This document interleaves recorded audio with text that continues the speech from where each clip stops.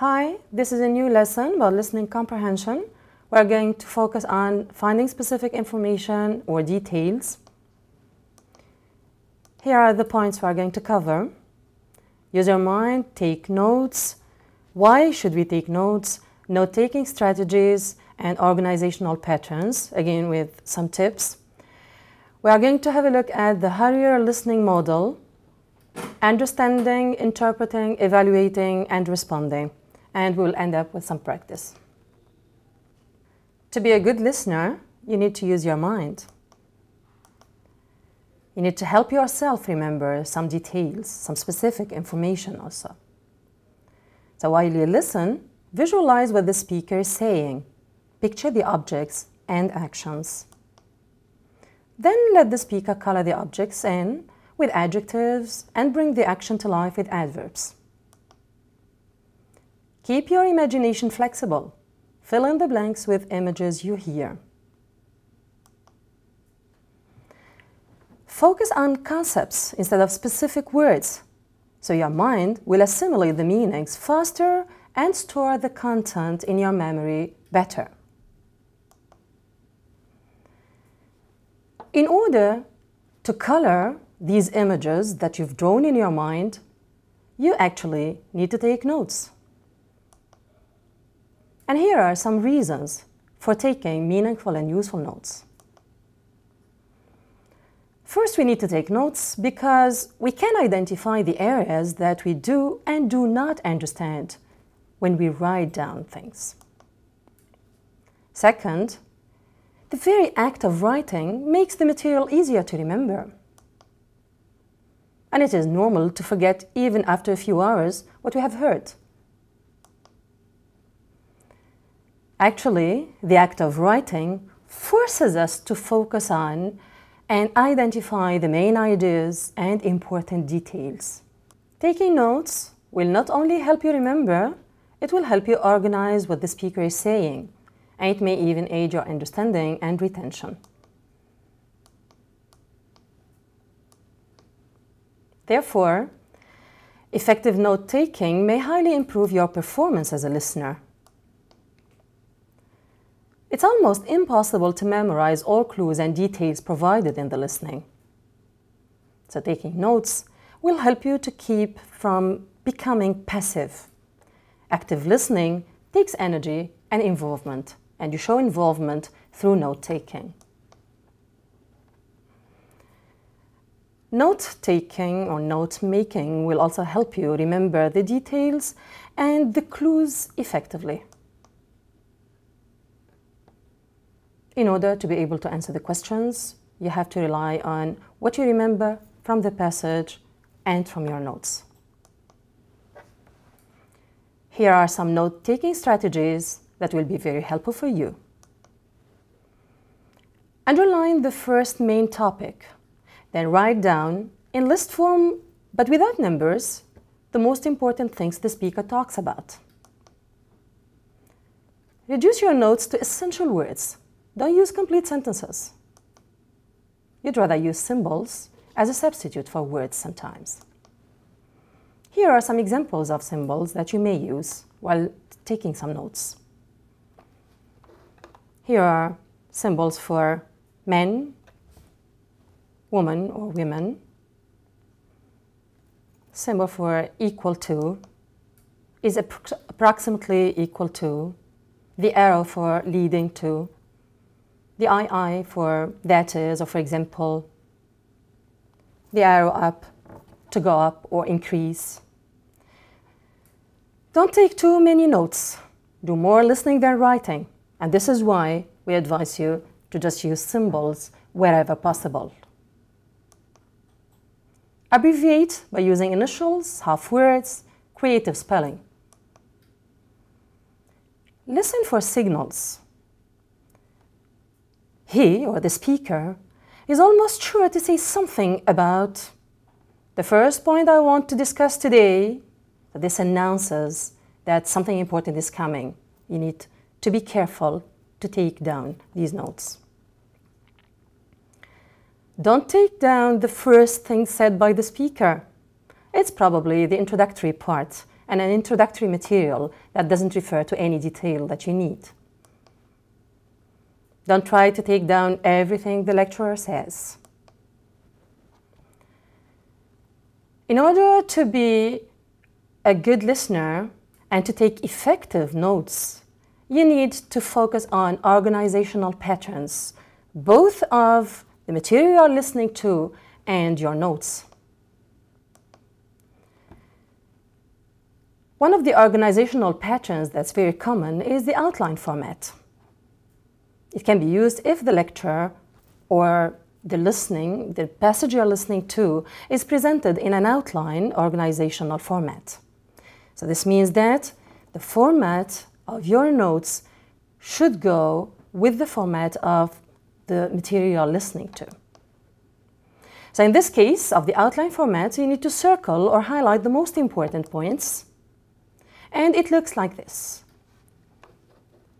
Main idea number 1, then detail 1 of main idea 1, then supporting information for detail 1, then comes supporting information for or detail 2 of main idea 1, and then supporting information for detail 2, and it goes this way for main idea 2 and its supporting details.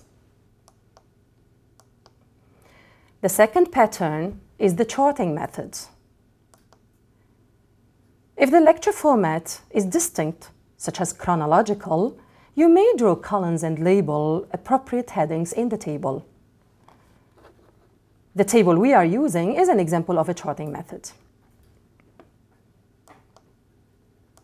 And finally, one more example of organizational patterns that you may use is the mapping.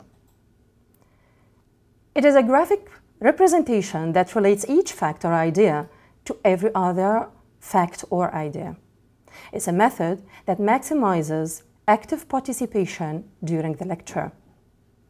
And this organizational pattern is advisable when you have too many details and too many interrelated details. It looks like this. So you can obviously see here in the center of the map, you write the main idea. On the bushes here, you can see the sub-ideas and its supporting details. Mapping actually allows you to see the total picture, and I think you can see it here. Mind maps can show relationships and how the parts relate to the whole. Here is a listening model for the strategies. It sums up the strategies. It's called Harrier listening model. Harrier actually is made up of letters that represent 6 interrelated listening processes. The first one obviously is hearing, and that's the basic thing in listening. Then comes understanding, remembering, interpreting, evaluating, and finally responding to what we've heard. Our goals in listening often involve understanding or catching one crucial detail. This typically requires pulling one particular detail out of a larger set of details. We also come out of listening situations with the need to remember or process pieces of information we have heard. And that's what responding refers to. We'll now take these strategies one by one with some details. The first one is understanding. You improve your understanding of a message as you develop strategies to build your vocabulary, ask appropriate questions, and take effective notes. It may also be called as pragmatic understanding, where the meaning of a word should be taken according to the context. And students actually need to find the intended meaning of the speaker, that is, from his point of view. A wide range of vocabulary is necessary for this process. So when we listen effectively, we understand what the person is thinking and or feeling from the other person's own perspective, that is, from the speaker's perspective. It is as if we were standing in the other person's shoes, seeing through his or her eyes and listening through the person's ears. Practical understanding also becomes a must to find the purpose of a lecture or a conversation. An example. Locating details based on lexical items. Now, you listen for context, and you'll imagine that your English-speaking friend says, "I bought this great tuner at GR's. It was really cheap, and now I can finally listen to national public radio broadcasts." You don't understand what a tuner is. If you focus on the word tuner, you might become frustrated. However, if you think in context, that is, the situation explained during the conversation, you probably will understand. For example, bought is the past of buy. Listen is no problem. You know the word very well. And radio is an obvious word. Now you understand. He bought something, the tuner, to listen to the radio. A tuner must be a kind of radio. This is a simple example, but it actually demonstrates what you need to focus on. Not the word that you don't understand, rather the words you do understand. So your way to understand the new word is based on the words that you already know. The second process is interpreting. Now that you understand, you need to start to interpret what you've understood. When you interpret a message, you do three things. First, you take into account the total communication context so that you're better able to understand the meaning of what is said from the speaker's point of view. Second, you sometimes empathize or see a situation from the other person's perspective, paying attention to emotional meaning sometimes. And then you go through the process of decoding or interpreting, and decoding here is exactly what we mean, especially if it deals with something that's a bit challenging. So here is the process of decoding or interpreting it into understanding and meaning. Relating ideas is the final stage, where the key points and the important facts are compared to find the relationship between them. Finding the relationships is interpreting. Turning those relationships into understanding, phrasing it in your own way, this is interpreting. And this is where you end up identifying the indirect conclusion that wasn't stated by the speaker. Interpreting is usually followed by evaluating. Evaluating everything you hear is a natural process, and it's impossible not to evaluate.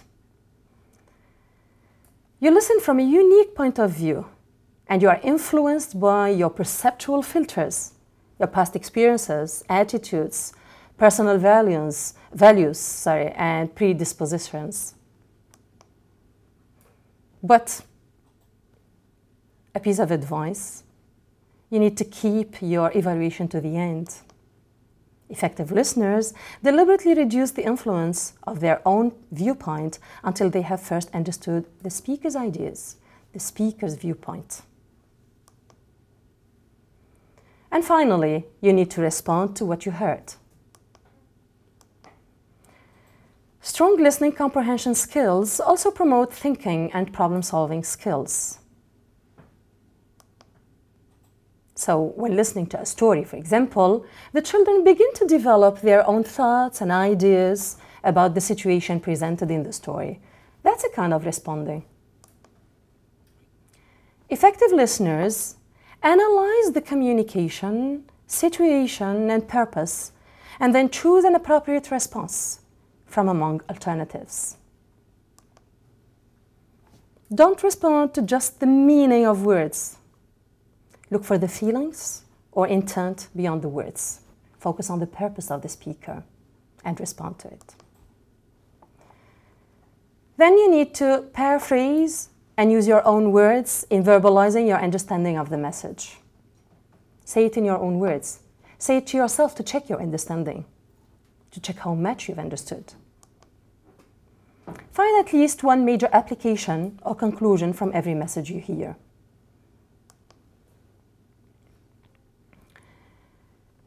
One of the tips to find details and some specific information is to learn to recognize the speaker in making an important point by pausing. Some speakers, when they are going to tell about an important point, they deliberately pause somewhere. Giving examples, sometimes repeating, sometimes increasing the volume or changing the pitch of their voice. Sometimes also by taking more time on one area. When you listen to something and you find that the speaker is developing this idea or this detail for longer time than the previous details, you feel it's important enough to take notes of. And sometimes by using direct statements or signal words like significant, most, the most important thing is. Here comes the practice. Listen and note the tone and emphasis. So, was your friend a qualified sailor? Well, he assured me that he knew what he was doing, and I didn't press him on it too much, although I should have done because I know from experience that you have to take anything that Tarquin says with a pinch of salt. So, we set off from the quay, and I must admit to a certain trepidation and a slight nagging doubt in the back of my mind about Tarquin's seamanship. But he deftly negotiated his way past the harbour enclosure and through the maze of buoys that led out to the open sea. He seemed quite at home behind the wheel with his captain's hat set on his head at a rakish angle. If he had had a big bushy beard, he would have even looked the part. So you were lulled into a false sense of security? You could say that, though outright conned would be more accurate. But the sun was out and the sea was calm as a mill pond. I stretched out on the deck and thought to myself, this is the life, and then dozed off. And so did Tarquin. Now, the tone of the speaker made it possible for us to identify many different functions. The first of which is referring to a promise.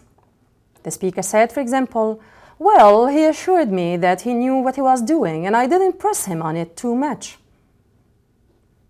Another function was expressing regret when he said, although I should have done, because I know from experience that you have to take anything that Tarquin says with a pinch of salt. And then, emphasizing a negative opinion, when he said, and I must admit to a certain trepidation.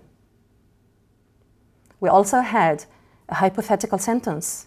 If he had had a big bushy beard, he would have even looked the part. One more function that the tone could help us distinguish is agreeing partially or doubtfully. You could say that. And finally, there was we felt that he was correcting someone in their choice of words when he said, though outright conned would be more accurate. Another very helpful tool is the pointer words. Pointer words show important facts and relationships between them. We also call them signal words or clues given by the speaker. These keywords should be collected along with important facts and events. This should be done in order to compare them and identify the relationship between them. Pointer words can also be content words, content keywords actually. They relate directly to the subject matter being covered. And in turn, this would give you the cause of the events mentioned. And finally, the pointer words can also be directional keywords. These relate to specific things the student is expected to do as a listener. They are often action verbs. For example, the word turn to, or when the speaker says, now consider this fact. Now the clue words indicate that important information is forthcoming. Examples of these are above all, next, in addition to that, most importantly. So all these words announce for us that something important is coming, so we need to care more and we need to be more careful at listening. How can we be more focused? Here are a few tips to stay focused. Several things that you can do to stay focused, even if the subject seems sometimes dry. Put yourself in the speaker's place. Try to see the speaker's point of view and try to understand the speaker's attitude towards the subject. This is very important. His attitude, how he sees things. Review frequently what the speaker has said. Try to summarize the message as the speaker would summarize it, again, from his point of view, reflecting his attitude.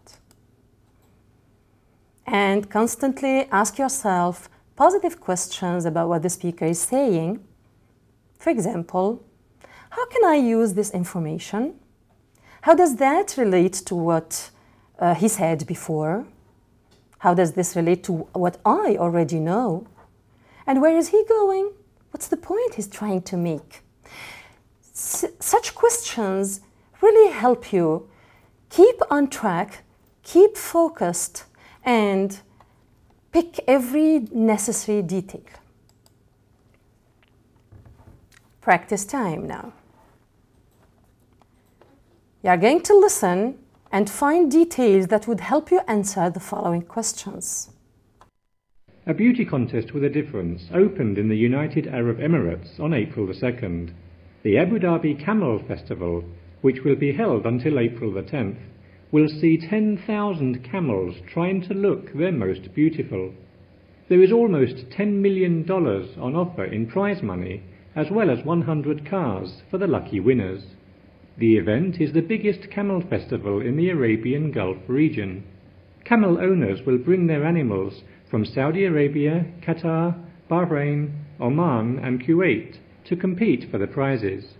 The camels are put into different categories depending on their age and type.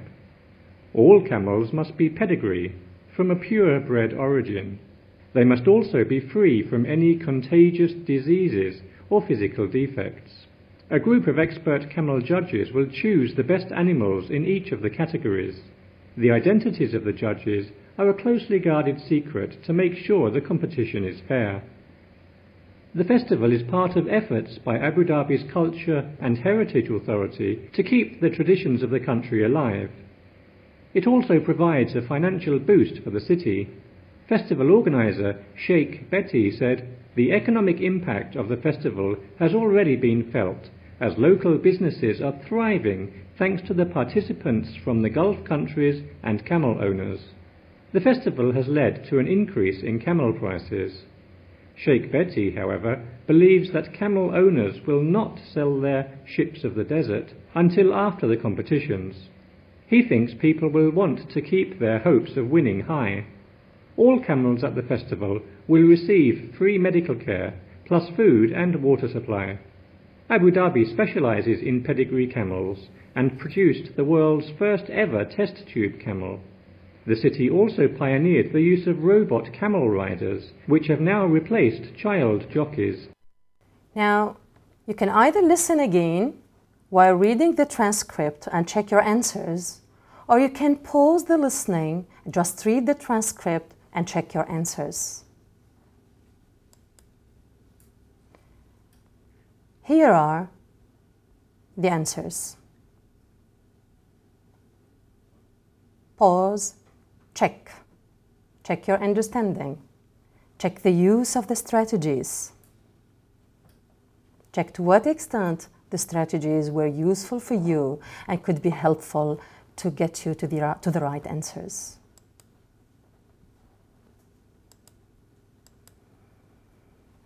Listening skills actually are very important because 80% of what you learn is through listening channels. And successful listening skills are acquired over time and with lots of practice, and that's what you need. You actually need a lot of practice. Now you've got the strategies, go through them, read them well, and try to practice them as much as possible, as often as possible. It's sometimes frustrating for students because there are no rules as it is in grammar, but through practice, everything can be done. And the more practice you do, the better listener you become. Thank you for listening, thank you for your attention, and I hope that you make a good use of these strategies. Good luck.